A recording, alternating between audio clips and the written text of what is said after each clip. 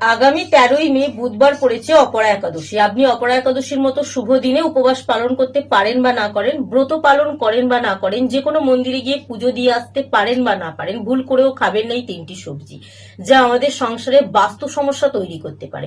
এবং একটি 1 টাকার কয়েন দিয়ে যদি এই টোটকা আপনি করতে পারেন, অর্থের দিকের উন্নতি বৃদ্ধি করতে সাহায্য করবে, সংসারে সুখ সমৃদ্ধি আনতে সাহায্য করবে, জীবনে যে কোনো বাধা দূর করতে সাহায্য করবে। আমাদের প্রত্যেকেরই কিন্তু জীবনে বাধা আসতেই থাকে। আর্থিক দিকের সমস্যার মধ্যে কিন্তু আমরা নানা রকম সমস্যায় পড়েই থাকি। তো এই আর্থিক সমস্যা দূর করতে, জীবনে বাধা দূর করতে, সংসারে সুখ শান্তি বৃদ্ধি করতে 1 টাকার কয়েন দিয়ে আপনি এই কাজটি করুন। ভক্তি, বিশ্বাস এবং শ্রদ্ধার সাহায্যে করলে কিন্তু তার ফল দ্বিগুণ আপনি লাভ করতে পারবেন। এবং যে 5টি টোটকা আপনারা এই দিন বাড়ির মধ্যে নিষ্ঠা এবং ভক্তির সাহায্যে পালন করার মাধ্যমে ভগবান বিষ্ণুদেবকে খুশি করতে পারবেন, জীবনে পাপ মোচন করতে পারবেন, এই অপরা একাদশী কিন্তু অত্যন্ত শুভ বলে মনে করা হয়, যা আপনারা ভগবান বিষ্ণুদেবের আশীর্বাদ লাভ করতে পারবেন। আর ভগবান বিষ্ণুদেবের আশীর্বাদ লাভ করার জন্য কিন্তু 108 সংখ্যাটি অত্যন্ত শুভ। কমেন্ট বক্সে কিন্তু আপনারা 108 সংখ্যাটি 3বার লিখে যাবেন। এবার আমাদের প্রত্যেকেরই জানা দরকার এই অপরা একাদশী পড়ছে কবে।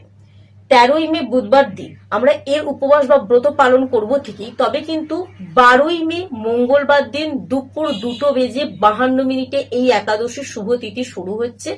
13ই মে বুধবার দিন দুপুর 1:29 এর শুভ সময়টা শেষ হয়ে যাচ্ছে। তো আপনারা কিন্তু উপবাস পালন করবেন 13ই মে বুধবার, এবং পালনের শুভ সময় অর্থাৎ উপবাস ভাঙার দিন কবে, 14ই মে বৃহস্পতিবার দিন উপবাস ভাঙার সময় অর্থাৎ পালনের সময়। কোন সময়ের মধ্যে আপনি পালন করবেন? সকাল 5:31 থেকে শুরু করে সকাল 8:14 মধ্যে কিন্তু আপনি আপনার উপবাসটা ভাঙতে পারেন।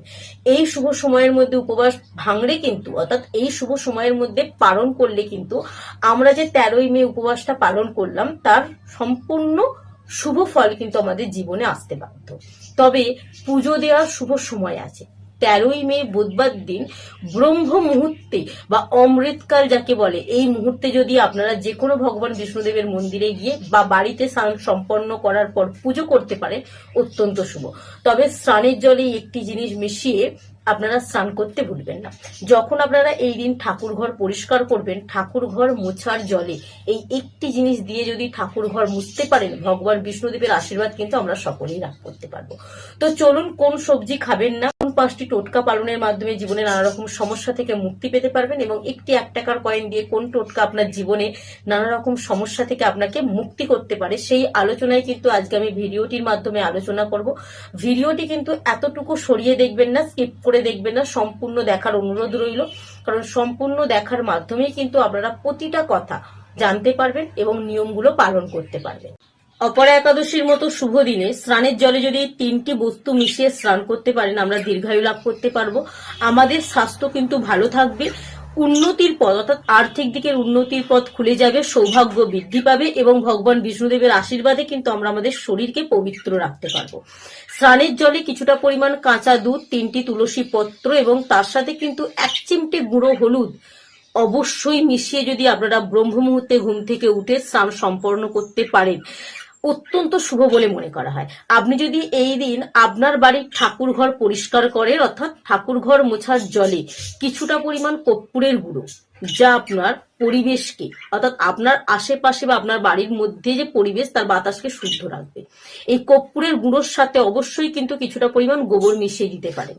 যদি গোবর সম্ভব না হয়, হলুদ মিশিয়ে দিয়ে কিন্তু আপনারা কিছুটা পরিমাণ গুঁড়ো হলুদ মিশিয়ে দিয়ে কিন্তু আপনারা আপনাদের ঠাকুর ঘর মুছতে পারেন বা প্রতিটা কোনায় কোনায় পরিষ্কার করতে পারেন, যা আপনাদের পরিবেশকে শুদ্ধ রাখবে, নেতিবাচক শক্তি দূর হতে কিন্তু বাধ্য। তো অবশ্যই কিন্তু অপরা একাদশীর মতো শুভ দিনে স্নানের জলে এবং বাড়ি মোছা বা ঘর মোছা বা ঠাকুর ঘর মোছার জলে এই 2টি জিনিস মিশিয়ে পরিষ্কার করুন, অত্যন্ত শুভ বলে মনে করা হয়। বুধবার 13ই মে কিন্তু সারাদিন ভগবানের পুজো করার জন্য শুভ সময়। তবে যদি আপনারা অমৃতকাল বা ব্রাহ্ম মুহূর্তের মধ্যে পুজো সম্পন্ন করতে পারেন, তাহলে কিন্তু সেই ফল আমাদের জীবনে দ্বিগুণ আমরা লাভ করতে পারি, শুভ ফলাফল। তো অমৃতকাল পড়ছে হচ্ছে 13ই মে বুধবার দিন সকাল 5:32 থেকে শুরু করে সকাল 8:55 মধ্যে। আপনারা যদি এই সময়টির মধ্যে পুজো করতে পারেন, অত্যন্ত শুভ। এছাড়াও এই দিন যে প্রথম সবজিটা আপনারা খাবেন না, যেটি আমাদের মধ্যে বা আমাদের সম্পর্ককে আরো খারাপ করতে পারে একে অপরের মধ্যে, সেই সবজি হচ্ছে করলা বা তেতো জাতীয় যে কোনো সবজি খাওয়া থেকে এই দিন বিরত থাকবেন। এই দিন আপনারা তুলসী গাছের পাতা কিন্তু তুলবেন না, আগে থেকে তুলে রেখে দেবেন তুলসী গাছের পাতা। এই দিন তুলসী গাছের গোড়ায় একটি ঘিয়ের প্রদীপ জ্বালাবেন, মাটির প্রদীপ, ঘিয়ের প্রদীপ জ্বালিয়ে তুলসী গাছকে 11 বার প্রদক্ষিণ করবেন এবং আপনার মনের একটি ইচ্ছাকে 11 বার কিন্তু মনে মনে জপ করবেন এবং ওম নমো ভগবতে বাসুদেবায় এই মন্ত্রটিকে 11 বার জপ করবেন। করার পর কিন্তু আপনারা আপনাদের মনের ইচ্ছাকে বারবার করতে থাকবেন, দেখবেন সে খুব সহজেই কিন্তু আপনার মনের ইচ্ছাটা পূরণ হয়ে যাবে। অপরা একাদশীর মতো শুভ দিনে আপনারা কিন্তু যে দ্বিতীয় সবজিটি খাবেন না সেটি হচ্ছে ফুলকপি। ফুলকপি খাওয়া কিন্তু এই দিন অত্যন্ত অশুভ বলে মনে করা হয়। আপনারা যদি সম্ভব হয় এই দিন পিপল গাছ অথবা অশ্বত্থ গাছের গোড়ায় কিছুটা পরিমাণ জলের সাথে অল্প চিনি মিশ্রিত জল কিন্তু আপনারা যদি পিপল গাছে অর্পণ করতে পারেন এবং একটি ঘিয়ের প্রদীপ জ্বালিয়ে রাখতে পারেন, অত্যন্ত শুভ বলে মনে করা হয়। এই দিন যে তৃতীয় সবজিটি আপনারা খাবেন না সেটি হচ্ছে টমেটো। টমেটো খাওয়া কিন্তু এই দিন অত্যন্ত অশুভ বলে মনে করা হয়। এই দিন সম্ভব হলে একটি 1 টাকার কয়েন দিয়ে আপনারা এই টোটকাটি পালন করতে পারেন। একটি 1 টাকার কয়েনের সাথে ময়ূরের পালক নেবেন এবং মা লক্ষ্মী দেবীর চরণে অর্পণ করবেন। এটিকে যদি আপনি সবসময় আপনার নিজের কাছে রেখে দিতে পারেন, আপনার কিন্তু কর্মক্ষেত্রে উন্নতি বৃদ্ধি পেতে অবশ্যই আপনাকে সাহায্য করবে। কর্মক্ষেত্রে বা ব্যবসা ক্ষেত্রে উন্নতি বৃদ্ধি করতে একটি 1 টাকার কয়েন এবং ময়ূরের পালক মা লক্ষ্মী দেবীর বা বিষ্ণুদেবের চরণে অর্পণ করুন এবং সেটিকে সবসময় আপনার কাছে রেখে দিন। হতে পারে সেটা পার্সে, যেটা আপনার সাথে সবসময় থাকলে আপনার মধ্যে পজিটিভ শক্তি বা ইতিবাচক শক্তি বৃদ্ধি করতে সাহায্য করবে। এই দিন যে চতুর্থ সবজিটা আপনারা খাবেন না সেটি হচ্ছে বেগুন। বেগুন কিন্তু আমাদের সংসারে বাস্তু সমস্যা তৈরি করতে পারে, তার সাথে পালং শাক খাওয়া থেকে বিরত থাকবেন।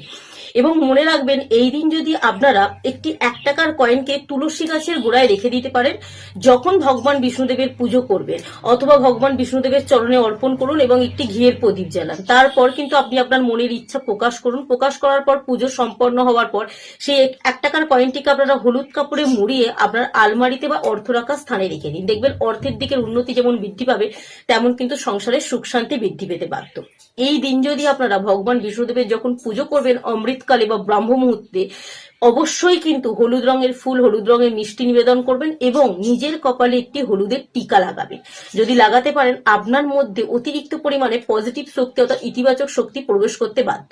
এই দিন কিন্তু এই কাজগুলো যদি আপনি করতে পারেন ভক্তি এবং শ্রদ্ধার সাহায্যে, তাহলে কিন্তু আমাদের সংসারের সাথে সাথে আমাদের পরিবারের সকল ব্যক্তি সুস্থ থাকবো, দীর্ঘায়ু লাভ করতে পারবে ভগবানের আশীর্বাদে এবং আমরা কিন্তু নিজেরা পবিত্র থাকতে পারবো ভগবানের আশীর্বাদে। এবং ভগবানের আশীর্বাদ লাভ করতে চাইলে 108 সংখ্যাটি কিন্তু অত্যন্ত শুভ। আপনি কিন্তু কমেন্ট বক্সে 108 সংখ্যাটি 3 বার লিখে যান এবং যদি মনে হয় আপনার 13ই মের আগে অর্থাৎ বুধবারের আগে ভিডিওটি আপনার কাছে এসে পৌঁছেছে, ভিডিওটি একটু শেয়ার করে দিন যাতে সকলে জানতে পারে এবং সকলে এই কয়েকটি ছোটখাটো নিয়ম পালনের মধ্যে নিজেদেরকে এবং নিজেদের পরিবারকে সুরক্ষিত রাখতে পারে।